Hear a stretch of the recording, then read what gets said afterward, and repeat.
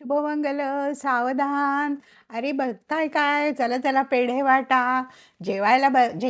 जेवल्याशिवाय जायचं नाही बरं का.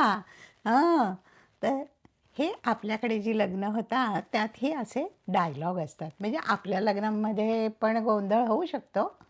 पण आज मी तुम्हाला अशा एका लग्नामध्ये घेऊन जाणार आहे, की हे लग्न आहे इंडोनेशियन चायनीजमधल्या लग्नाच्या गोंधळात मी तुम्हाला आमंत्रण देत आहे. तर आजच्या या आपल्या कादंबरीचं नाव आहे dial A for aunties by the writer कोण आहे तर by Jesse Sutanto, a Chinese Indonesian author.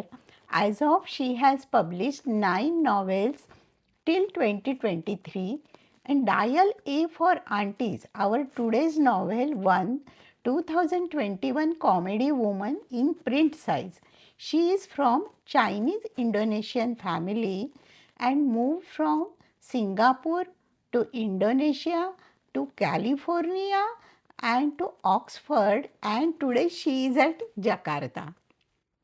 तर आपल्या या डायल ए फॉर आंटीज यातल्या ज्या महत्त्वाची व्यक्तिरेखा सगळ्या आहेत त्यांची मी तुम्हाला ओळख करून देते.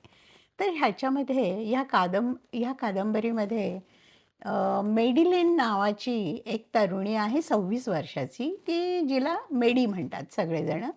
आणि तिच्या 4 आंट्या म्हणजे मावश्या आहेत आणि आई आहे तिची. तर ह्या सगळ्यांच्या बरोबर ती असते आणि मुख्य म्हणजे ह्या ज्या मावश्या आहेत, तर ह्या सगळ्यांचा मिळून एक वेडिंग प्लॅनरसारखा बिझनेस त्या करतायत आणि चांगल्या प्रकारे करतायत बरं का. तर त्याच्यामध्ये एक जण म्हणजे की मेकअप बघते, एक जण ड्रेस सेन्स बघते, एक जण कुकिंग करते, एक अतिशय सुंदर वेडिंग केक वगैरे बनवते. आणि आपली जी मेन कॅरेक्टर मेडी आहे, तर तिनं फोटोग्राफी ती शिकलेली आहे. तर शी ॲज अ वेडिंग फोटोग्राफर त्यांच्याबरोबर काम करते. आणि ह्याच्यामध्ये अजून एक महत्त्वाची व्यक्ती म्हणजे काय, की मेडीचा एक खास दोस्त नाथन नावाचा, की जो तिच्याबरोबर कॉलेजमध्ये शिकायला होता. तर हा जो खास मित्र आहे, तर हा पण एक खूप महत्त्वाचा रोल ह्याच्यामध्ये प्ले करतो. आता काय झालं, याच्यामागे बॅकग्राऊंड काय झाली, की जेव्हा म्हणजे ह्यांचा वेडिंग प्लॅनरचा बिझनेस मावशांचा आणि हिचा चालू झाल्यानंतर नाथन जो असतो, त्याला न्यूयॉर्कमध्ये जॉब मिळतो आणि त्याला कॅलिफोर्नियाहून न्यूयॉर्कला मूव्ह करायचं असतं. तर त्याच्यामुळे काय झालं, की मेडीला पण जायचं तर असतं, पण ती विचार काय करते, की मी जर गेले न्यूयॉर्कला, तर ह्या माझ्या 4 मावशांच्या बरोबर कोणी नाही आहे आणि मी एकतर त्यांना ॲज अ फोटोग्राफर पण हेल्प करते आहे. तर मग आता मी जर गेले, तर ह्यांचा एकदम राईट हँड गेल्यासारखा होईल, असं बिचारी विचार करते आणि ती नाथनबरोबर ब्रेकअप घेते. म्हणजे की आणि ही झाली बॅकग्राऊंड. त्याच्यामुळे आता ही 26 वर्षाची मुलगी आहे, तर तिची जी आई आहे, तर नक्कीच तिला तिच्या लग्नाची काळजी लागू लागली. तर ती तिच्यापुढे बऱ्याच मुलांचे प्रपोजल ठेवते, बऱ्याच मुलांशी बोल वगैरे सांगते. पण ही काही दाद देत नाही आणि एखादा भेटला तरी त्याला ती रिजेक्ट करून टाकायची. त्याच्यामुळे ती काय करते, की ती एक प्रोफाईल तयार करते आणि ह्या वेबसाईटवरती, वेडिंगच्या वेबसाईटवरती, आणि तिच्या नावाने करून टाकते. आणि मग तिला एक चांगला मुलगा दिसतो, तर जो म्हणजे जी माहिती आलेली असते त्याच्यावरच. तर मग ती त्याच्याबरोबर प्लॅन करते आणि मग मेडीला खूप रिक्वेस्ट करते, की मेडी तू ह्या मुलाला भेट ना, खूप चांगला वाटतोय, म्हणजे चांगला रीच आहे, त्याच्यात तुझ्या आवडी वगैरे पण ओळखीच्या आहेत. आता ह्याच्यामधून काय काय विनोदसुद्धा होतात ते तुम्हाला कादंबरी वाचताना चांगले कळतील. तर शेवटी मेडी कंटाळून म्हणते, "बरं, बरं, की ठीक आहे, मी भेटते." आणि काय होतं, की ती भेटायला जाते खरी बिचारी. पण त्याच्यामध्ये जेव्हा ती त्याच्याबरोबर कारमध्ये असते, तर स्वतःचा सेल्फ डिफेन्स करण्यासाठी करता म्हणजे सेल्फ डिफेन्स करता गाडीमध्ये होतो तिच्या हातून त्याचा मर्डर होतो. आता इथपर्यंत आपली कथा आली आहे आणि ह्याच्यानंतर चालू होतो कादंबरीचा सस्पेन्सपूर्ण कॉमेडी प्रवास किंवा ट्रॅजिकली कॉमेडी, ज्याला आपण ट्रॉमेडी पण म्हणू शकतो, whatever name you want to give, because this is like a black comedy novel according to me. त्याच्यामुळे आता ह्याचा तर मर्डर झाला, जो तिचा जो वेबसाईटवर ती ज्याला भेटली ब्लाइंड डेटसारखं, तर तिच्या हातून मग तर तिला काही सुचत नाही की आता मी काय करू. म्हणजे की शेवटी ती त्याला कारच्या ट्रंकमध्ये घालते आणि सरळ घरी निघून येते. म्हणजे एवढी घाबरलेली असते, एवढी घाबरलेली असते. ती आईला सांगते, आता सांगायला तर पाहिजेच आईला सगळं. तर आईला सांगते. आई अर्थातच लगेचच तिच्या ज्या 4 बहिणी आहेत तिथेच जवळपास राहणाऱ्या, त्यांना कॉल करते आणि त्या 4ही जणी रात्री येतात. म्हणजे ह्या तुम्हाला सांगते, ज्या 4 मावश्या आहेत ना, खरोखर मी त्यांच्या प्रेमात आहे आणि तुम्ही पण वाचताना त्यांच्या प्रेमात पडाल. म्हणजे की टॅलेंटेड आहेत. 4घी जणी टॅलेंटेड आहेत आणि त्यांचं एक ब्रीदवाक्य मला फार आवडलं, की we are family and if family is in crisis, की आम्ही जायलाच पाहिजे मदत करायला, काही का होईना. तर त्या लगेच धावत वगैरे येतात आणि मग त्यांना कळतं की सगळं काय झालेलं आहे वगैरे. आणि मग आता काय, लगेच त्या म्हणतात तिला, "तू काही काळजी करू नको. आपण म्हणजे की तू काही मुद्दाम काही केलं नाही आहे. It is a self defence. तू काही काळजी करू नको. पण म्हणजे की तू घाबरू नको ह्याच्यामध्ये काही. आम्ही तुझ्या पाठीशी आहे आणि पूर्ण मदत करू आम्ही तुला."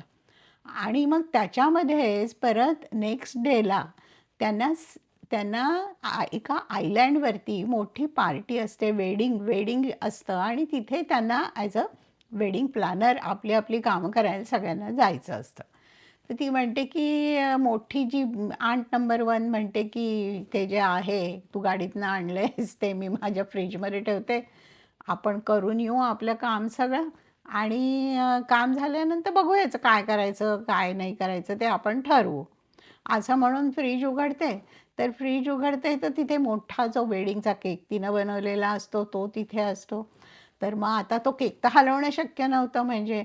त्याच्यामुळे ते सरळ म्हणतात, की आपण ह्याला कूलर, एक मोठा कूलर होता, त्या कूलरमध्ये आपण याला ठेवून देऊ. असं म्हणून त्याला कूलरमध्ये ठेवतात आणि मग वरून काय-काय आटा-बिटा, काय-काय गोष्टी अशा भरपूर लावून ठेवतात आणि काय नाही, कॅज्युअली म्हणतात, की टुमॉरो, उद्या आपल्याला लवकर निघायचं आहे, आयलँडवर जायचं आहे, सेंट लुसियाच्या, कॅलिफोर्नियाच्या जवळ आहे ते. तिथे आपल्याला जायचं आहे, तर यू यू गो डिस्पर्स होऊया. तुम्ही झोपा सगळेजण लवकर जाऊन आणि पहाटे आपल्याला निघायचं आहे. तर दॅट्स ओके. म्हणजे की या आंट्या एवढ्या कूल आहेत म्हणजे, की काही विचार. मॅडीला भयंकर टेन्शन होतं. अर्थात त्यांना पण असणार, आंट्यांना पण त्यांनी दाखवलं नाही म्हणजे. की त्यांनी हिचं मनोधैर्य जास्त खचू दिलं नाही त्यांचं.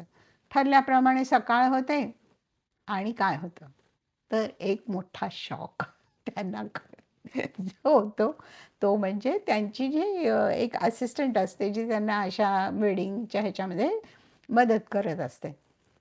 तर ती ती काय करते, ती खूप लवकर येते, की ह्यांना सगळ्यांना आता एवढं मोठं आपल्याला कॉन्ट्रॅक्ट मिळालंय, तर काहीतरी मी खूप मदत करते आधीपासून म्हणून ती कूलर उचलून ती यॉटमध्ये टाकून ते ऑलरेडी ते आयलँडकडे निघून गेलेली असते. आणि मग त्यांना उठल्यावर कळतं, की कारण म्हणजे की तिला सगळी माहितीच होती असिस्टंटला आणि तिला वाटलं आपण खूप छान काम करतोय. असं म्हणून तिनं ते केलं आणि तिनं केल्यानंतर मग ह्यांच्या लक्षात आलं, की कूलर गेला आणि कूलरबरोबर ती जे होतं आतमध्ये ते पण गेलंय. तर आता काय करायचं? करायचं काय?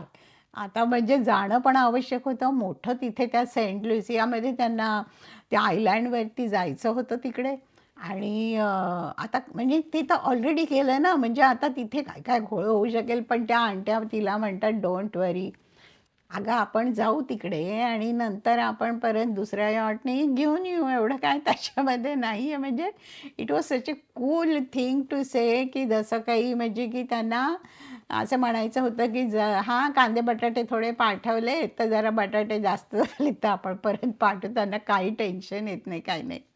आणि अशा प्रकारे म्हणजे की बरं सगळेजणं बसतात आणि त्यांच्या वेळेला निघून जातात तिकडे, की आता तो कूलर शोधणं हे पहिलं काम आहे आपलं म्हणून सगळ्या जणी बसतात. या आंट्या, तिची आई आणि आपली मेडी आणि मग तिथे आयलँडवरती उतरतात. आयलँडवरती उतरल्यावरती अजून एक शॉक त्यांना त्यांची वाट बघत असतो. तर तो शॉक काय असतो तो म्हणजे हा प्लेझंट शॉक पण असतो थोडासा. पण अशा परिस्थितीमध्ये म्हणजे पण अर्थात तिथे तिचा जो खास मित्र होता आधीचा नाथन नावाचा, की जो अतिशय सुंदर, रुबाबदार, हंबल, ऑल गुड क्वालिटीजचा. तर तो तिथे सर्वेसर्वा असतो त्यांच्यामध्ये, त्या आयलँडच्या. म्हणजे सगळं तोच त्याचा करता करविता. आणि त्याला बघते आणि मेडी एवढी म्हणजे ती खुश पण होते, गोंधळून पण जाते आणि नाथन तर भयंकरच खुश होतो. पण म्हणजे की ह्या सगळ्याच्यामध्ये प्रत्येकाच्या डोक्यामध्ये एकच की तो कूलर शोधायचा आहे आणि परत पाठवायचा आहे आपल्याला. हेच डोक्यामध्ये त्यांच्या. त्याच्यामुळे हां, नाथांशी ती बोलते, तिला आनंद खूप झालाय, पण ती जास्त दाखवू वगैरे शकत नाही. म्हणजे ती इतकी टेन्शनमध्ये आहे आणि मग त्याच्यानंतर चालू होतं तो कूलर आपल्याला कसा मेनलँडवर परत पाठवायचा यॉटमध्ये आणि त्या रिसॉर्टपर्यंत तो पोहोचलेला असतो ऑलरेडी कारण ती असिस्टंट आधीच घेऊन गेलेली असते. आणि मग तिथून मग त्यांची रात्री अपरात्री चालू झालेली ओढाओढ त्या एवढा मोठा कूलर त्या कूलरमध्ये तो बसलेला म्हणजे त्याला ठेवलेलं आणि अजून काही सामान त्याच्यामध्ये आणि आणि इतके अथक प्रयत्न करतात त्या कूलरला त्यांना त्या परत एकदा तिथे न्यायचं असतं यॉटपर्यंत. पण ते करता इतकी लोकं त्यांना त्यांना म्हणजे बघतात ते आणि सगळेजण काहीतरी सूचना, की "का करताय तुम्ही? आम्ही तुम्हाला हे देऊ का? त्यापेक्षा इथेच का नाही ठेवत?" सगळं. शेवटी म्हणजे की सगळे त्यांचे प्रयत्न अयशस्वी ठरतात आणि मग शेवटी तो आपला जिथे आहे रिसॉर्टमध्येच कुठेतरी ठेवायचं. म्हणजे बघू काय व्हायचं ते. हा परत त्यांचा ॲटिट्यूड होताच म्हणजे सगळ्या मावशांचा, की बाबा की ठीक आहे म्हणजे की आता झालं ते झालं. आता काय करायचं म्हणजे की आपण करूया मग आता काहीतरी म्हणजे की आता ह्याची काहीतरी व्यवस्था तर आपल्याला करायला पाहिजे. आणि दुसरं कारण तिथे लगेच त्या लग्नाचे सगळ्या सेरिमनी म्हणजे ह्या लग्नामध्ये पहिला गोंधळ इथूनच सुरू झालेला आहे. आणि मग त्यांचं म्हणजे की आता कुणाचं लग्न जे आहे ते म्हणजे एक जॅकलिन नावाची मुलगी म्हणजे जी ब्राईड आहे, नवरी आहे. अतिशय श्रीमंत फॅमिलीमधली आहे ही मुलगी आणि तिचा ज्याच्याशी लग्न लग्न ठरलंय तर म्हणजे त्याची एक गंमत सांगते म्हणजे की त्याचं नाव तुम्हाला जसं सांगते की त्याचं नाव आहे टॉम क्रूज सुटोपो. हसू येतं. म्हणजे आणि त्यांच्याकडे म्हणे अशी पद्धत आहे, की असा एखाद्या फेमस कोणी ॲक्टर वगैरे कोणी असेल त्याचं नाव ठेवायचं आणि तो थोडा कॅरेक्टरसारखाच आहे म्हणजे तो थोडा म्हणजे they are good family, they are very wealthy family. पण म्हणजे की हे असं आहे हे सगळं. तर आता आल्यापासून आणि ह्याच्यामध्ये काय आहे, की हे लग्न सगळं जे होणार आहे, ह्याच्यामध्ये जॅक्विलिनच्या मैत्रिणी आल्या, की ज्या म्हणजे की आणि ह्याच्यामध्ये ते तिच्या ज्याला ते म्हणतात ब्राइड्समेड म्हणतात, तर त्या सगळ्या मैत्रिणी आल्या आहेत. आणि त्याच्यामध्ये तिची जी एक खास मॉरिन नावाची आहे मैत्रीण. तर ही मॉरिन नावाची मैत्रीण ही स्पेशल म्हणजे की तिची ब्राइड्समेड आहे म्हणजे. त्याच्यामुळे आणि तिची खूप अगदी जवळची मैत्रीण आहे आणि त्याच्यामुळे सगळी व्यवस्था तीच बघत होती म्हणजे मॉरिन बघत होती. आणि इकडे सगळं व्यवस्थित चाललंय. ती जॅक्वेलिन पण खूप क्यूट आहे आणि अतिशय हंबल आणि म्हणजे खूप श्रीमंत फॅमिलीतली असून पण त्यांची सगळी फॅमिली खूप छान आहे. आणि मग गडबड कुठे आहे चालली आहे? तर गडबड चालली आहे ग्रूम सेक्शनमध्ये. तर हा जो टॉम आपला आहे, टॉम क्रूज सुटोपो जो आहे, तर त्याचे सगळे जे ग्रूम्समेड आहेत, म्हणजे त्याचे मित्र म्हणजे की सो कॉल्ड मित्र जे आहेत, ते पण भरपूर आले म्हणजे जे आलेले आहेत सगळे जेवढे म्हणजे होते काय त्यांचे 15-20 वगैरे सगळे आलेले आहेत. आणि आल्या-आल्या त्यांची बॅचलर पार्टी सुरू होऊन जाते. आणि मग बॅचलर पार्टी सुरू होऊन झाल्यावरती ते त्या मूडमधून बाहेरच येत नाहीत हे. ग्रूम्स जे सगळे ग्रूम मेट्स जे आहेत, त्याचे मित्र सगळे, ते म्हणजे की पूर्णपणे होशो हवास हवा सगळा जाऊन चांगल्या आरामात लोळत पडलेत आणि कोणी स्विमिंग पूलमध्ये पाशी आहे, कोणी इकडे आहे, कोणी तिकडे आहे. अशी सगळी परिस्थिती ह्यांची आणि त्याच्यामुळे म्हणजे की जरा कन्फ्युजनच वाटत होतं. हे लोकं कसे म्हणजे ती जी पद्धत एक असते त्यांच्याकडे आयलवर यायचं सगळ्यांनी ग्रूम्समेड, ब्राइड्समेडनी आणि म्युझिकवरती यायचं आणि इट्स अ व्हेरी नाईस चांगला एकदम तो सेरेमनी असतो. तर तो त्यांना करायचा असतो, पण ते म्हणजे ते भयंकरच मूडमध्ये एकदम होते. मग नेक्स्ट डेला त्याच्यानंतर त्याच्यानंतर सगळ्या लग्नाच्या विधींना वगैरे सुरुवात होते. तर ह्याच्यामध्ये एक असतं त्यांच्याकडे व्हेल नावाचं म्हणजे व्हेल नावाचं म्हणजे असं डोक्यावरून पडदा वगैरे नवरीच्या घालायचा म्हणजे की it's like now your new life आता तुझं नवीन आयुष्य चालू होणार आणि खूप इमोशनल वगैरे असतं म्हणजे ते सगळं. तर ती ते सगळं म्हणजे की त्याचे फोटो वगैरे मेडी एकदम खूप सुंदर काढते आणि आणि मग त्याच्यानंतर त्यांचं फंक्शन असतं की टी पार्टी नावाचं एक फंक्शन असतं. तर हे टी पार्टी म्हणजे जवळ म्हणजे आपल्याकडे काही-काही म्हणजे बकरी भेट वगैरे असं काहीतरी आपण म्हणतो त्याला म्हणजे की थोडीफार दोन्ही फॅमिलीची ओळख आणि त्यावेळेला म्हणजे की जो ब्राईड आणि ग्रूम असतो त्यांना सगळे जे जमलेले ते 2,000 फॅमिलीज आलेल्या असतात तिथे.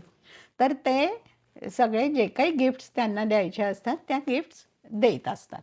आता ह्या गिफ्ट्स देताना तर ही लोकं दोन्ही अतिशय मिलेनियर, बिलेनियर, प्रचंड श्रीमंत, तर त्यांचे गेस्ट पण तसेच होते. तर त्यांनी ज्या आलेल्या लोकांनी ज्या गिफ्ट्स दिलेल्या होत्या, तर ह्या गिफ्ट्स ऑलमोस्ट $2 मिलियन व पेक्षाही जास्त होत्या. आता ह्या ज्या गिफ्ट्स आल्या, त्याचं काय झालं? म्हणजे ते शेवटी कुणापर्यंत पोहोचल्या? फारच एक त्याचं हे एक रहस्य आहे म्हणजे ह्याच्यामध्ये, की ते गेलं कुठे म्हणजे, राइट? आणि त्याचा तपास चालू होतो. त्याच्यामध्ये पण खूप गडबडी, काय गेसवर्क चालू होतं. ह्याला म्हणजे की मग मेडीवरती पण थोडंसं येतं त्याच्यामध्ये. पण समहाऊ ते सगळं वर्णन तुम्ही नॉव्हेलमध्ये वाचा. मग त्यातनं मग नंतर मग परत ते त्यांचं जे आयलवर येऊन म्हणजे ब्राइड्समेड आणि ग्रूम्समेड ह्यांचं जे एक त्यांचा प्रोग्राम फार मोठा असतो, तो चालू होतो. आणि लेट मी टेल यू, या बिचाऱ्या ज्या ब्राइड्समेडचं सगळं व्यवस्थित चाललेलं असतं, त्यांचा काही प्रॉब्लेम नाही, फोटो-बिटो चांगले निघतात. आणि मग ग्रूम्समेडनं यायचं असतं आयलवरती, म्युझिकवरती. भरपूर तो टॉम्स जो आहे, तर तो खूप मेसेजेस करतो, हे करतो, ते करतो. कोणी यायलाच तयार नाही आहेत, कारण ते सगळेजण अजूनही होशो-हवास सगळे विसरून बसलेली लोकं आहेत ती. त्यांना काही कल्पना नाही आणि गंमत म्हणजे नॉर्मली हे जे असतात ते तुमचे खूप जवळचे खास मित्र-मैत्रिणी तुमचे अगदी जवळचे नातेवाईक वगैरे असे असतात म्हणजे. पण या टॉमनी काय केलं होतं, की हे सगळे भाड्याने बोलवले होते रेंटवरती. वेगळ्या-वेगळ्या कंपनीतले ॲक्टर्स होते. ते ज्युनियर आर्टिस्ट समजा तुम्ही त्यांना. आणि ते कोणी कुणाला ओळखत नव्हते, कारण 3-4 कंपन्यांमधून आलेले होते आणि ते कोणी कुणाला ओळखत नव्हते. कुणाचा बायपास कुणाच्या पायात नाही म्हणल्यासारखं. आणि त्यांचं जे म्हणजे की त्यांचं ते भानावरच नव्हते ते सगळे.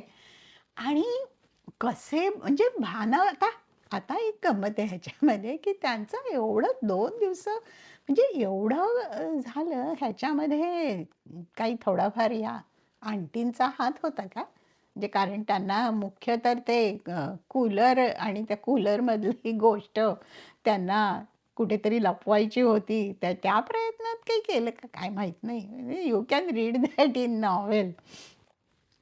तर शेवटी म्हणजे की कसेबसे ते जे ग्रूम्समेड आहेत, ते जे भाड्याने भाडोत्री जे आहेत, ते कसेबसे म्हणजे एकाने एकाला धरलंय, एकाने एकाचा हात धरलाय, एकाने डोकं धरलंय.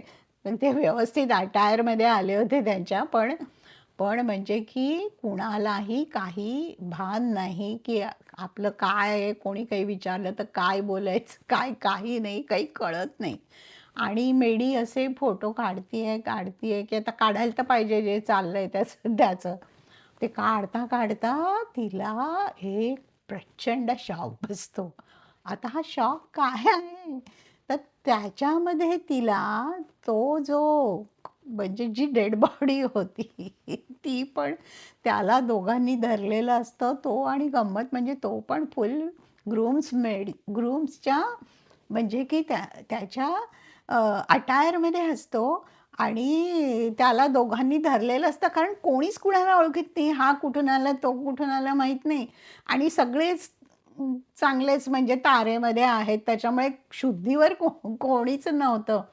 आणि ती बघते, की तो जो होता ज्याचा तिच्या हातून चुकून म्हणजे सेल्फ डिफेन्स करता जेव्हा मर्डर झालेला होता, तो त्याला धरून पण म्हणजे आणि शेवटी व्हायचं तेच होतं, की तो खाली पडतो आणि मग त्याच्यानंतर लक्षात येतं, की ही तर डेड बॉडी आहे. आणि मग जो गोंधळ चालू होतो सगळीकडे, काही विचारू नका म्हणजे. आणि इकडे सगळ्या आंट्या आणि मेडी आणि बरं नाथनला पण हे ती कसं सांगणार म्हणजे आता? म्हणजे की it was such a terrific thing आणि म्हणजे कुणाला काही आता करायचं काय हेच मुळात कोणी कळेना. मग शेवटी पोलिसांना बोलवलं. मग पोलीस आले. पोलीस म्हणजे तो शेरीफ आला तिकडचा आणि हा शेरीफ पण इतका म्हणजे की असा एक सगळे नमुनेच आहेत त्याच्यामध्ये मोस्टली. तर हा शेरीफ म्हणजे हा असा की मेनलँडवरची लोकं म्हणजे स्वतःला फार शहाणी समजतात तसा. कारण म्हणजे मी इथला आयलँडचा मालक आहे. इथे मी जे सांगेन तेच तेच होणार. असं म्हणून तो म्हणतो, की मी माझा सगळा तपास मला हवा तसा चालू करतो आता. असं म्हणून काय ह्याला विचार, त्याला विचार, तिला विचार, चौकशी करता शेवटी तो काय ठरवतो, काय भरोश्यावर ठरवतो माहीत नाही. तो म्हणतो, की जो आपला नाथन आहे बिचारा, यानेच केलं म्हणतो. आता झाली का पंचाईत म्हणजे की आता हा बिचारा ह्यानी काही केलंय मेडीनं मुळात. तर आता म्हणजे की कशी परिस्थिती आली बघा. तर आता ह्याच्यातनं मेडी त्याला सोडवते. पण कशी सोडवते ते तुम्ही आणि तुम्ही नॉव्हेलमध्ये वाचा ते कशी सोडवते. पण ती त्याला सोडवते. असा हा सगळा आयलँडवरचा गोंधळ. आता ह्याच्यामध्ये तुम्ही मला विचाराल, की मग लग्नाचं काय झालं? ज्या लग्नासाठी हे सगळे गेले त्याचं काय झालं? लग्न तर झालं. पण कुणाचं कुणाशी झालं? कुणाचं कुणाशी झालं? हा एक मोठा सस्पेन्स मी तुम्हाला ठेवते. कारण हां, मग हे सगळं होतं आणि ते जे सगळं जे डेड बॉडीचं वगैरे असतं, त्याच्यातनं पण मेडी म्हणजे तिला जे एक्सप्लेनेशन ऐन वेळेला सुचत जातं, ती सगळं शेरीफला खूप म्हणजे की ती आश्चर्य आहे, की शेरीफ तिचं सगळं ऐकत जातो आणि समहाऊ म्हणजे की सगळं ठीक आहे आणि आता म्हणजे आयलँडवरचं सगळं गोंधळ सगळा संपलेला आहे आणि मग आपण आता आलो आहे न्यूयॉर्कमध्ये. न्यूयॉर्कमध्ये एका डिम्सम रेस्टॉरंटमध्ये सगळ्या आपल्या छान चारी मावश्या बसल्या आहेत. आई बसली आहे, मेडी बसली आहे, नाथन पण आहे आणि तिथे तो तिला प्रपोज करतो. की जी गोष्ट इतकी वर्ष विनाकारण मागे राहिलेली होती, की ती तो तिला प्रपोज करतो आणि ऑफकोर्स शी सेज येस, राइट? पण मग जॅक्विलिनचं तर लग्न झालं. मग जॅक्विलिनचं लग्न कुणाशी झालं? टॉम क्रूझशी झालं? I don't think so. मग कुणाशी झालं असेल? याचं उत्तर तुम्ही शोधा. कादंबरीमध्ये याचं उत्तर खूप वेगळं आहे आणि ते तुम्ही नक्की शोधाल. तर हा असा आपला काय म्हणतो आपण सावळा गोंधळ. सावळा गोंधळ या लग्नातला आणि हा तुम्हाला सांगते इतका सुंदर लिहिलेला आहे. प्रत्येक कॅरेक्टर इतकं सुंदर झालेलं आहे. त्या चारी मावश्या, हिची आई, ही नाथन, तो टॉम क्रूझसुद्धा आणि तो शेरीफ. ही पात्र अशी काही लक्षात राहतात आपल्या पूर्णपणे, की तुम्ही नक्की ही कादंबरी वाचा. Dial A for aunties, right? आणि आणि आता लाईक, कमेंट, शेअर हे करायला माझ्या चॅनेलला करायला विसरू नका. तर मी वाट बघते आणि आपण पुन्हा भेटणारच आहे दुसऱ्या देशातल्या निरनिरा वेगळ्याच कादंबरीकाराला आणि वेगळ्याच कथानकाला. धन्यवाद.